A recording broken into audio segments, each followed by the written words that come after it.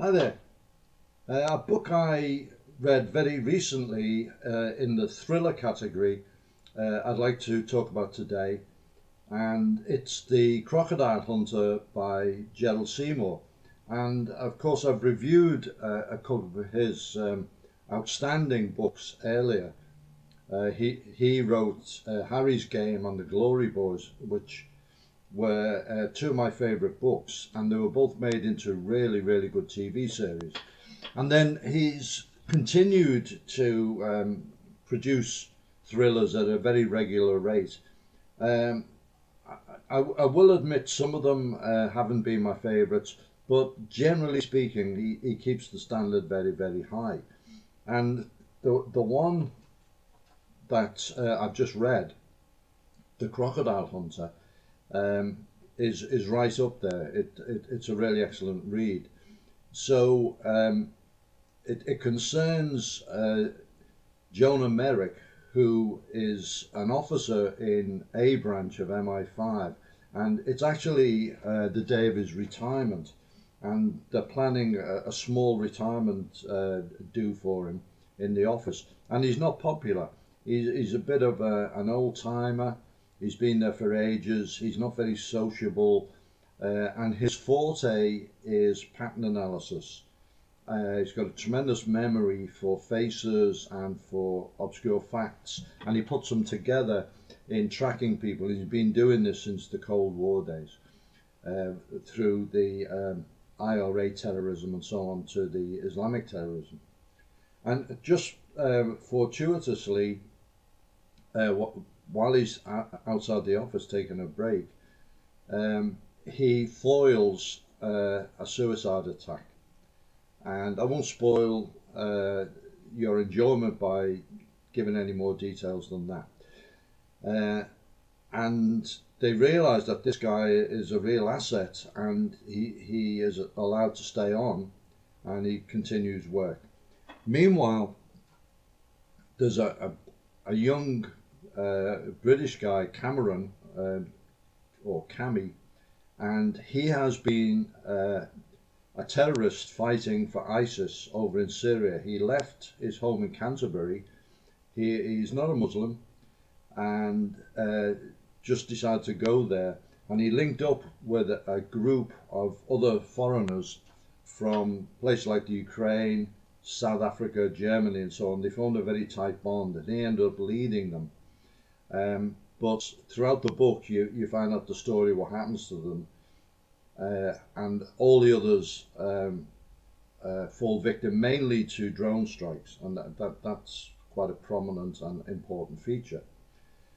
So he is at the coast near Dunkirk, and he is linked up with an Iranian family to try and help them cross the channel as illegal immigrants. And by this way, he'll get back into the country as well. And he does this, and they are picked up by the immigration authorities, but they do realise that one has got away, because there's been surveillance on the vessel. It came through very rough waters.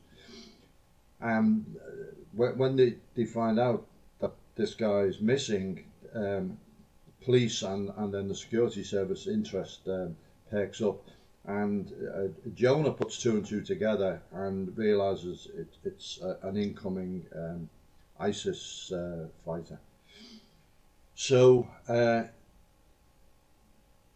we now have a couple of police officers, Dominic and Babs, who are an ARV crew, and they've been given the job of guarding this family, but they become more and more involved in the story. And there's another couple who are smugglers, and they have a camper van. Their name is Baz and Mags, and they smuggle virtually anything that people want. And in this case, it's an RPG-7 smuggled from Eastern Europe back to England. And they're en route, and they realise that they are being followed, and they have been followed by a succession of authorities as they cross Europe, and they put in some counter surveillance measures and managed to elude surveillance. And it's in this part that Gerald Seymour shows his signature knowledge of procedures and how various law enforcement and security agencies work and how people evade them. And it's a very well written part of the book. So Jonah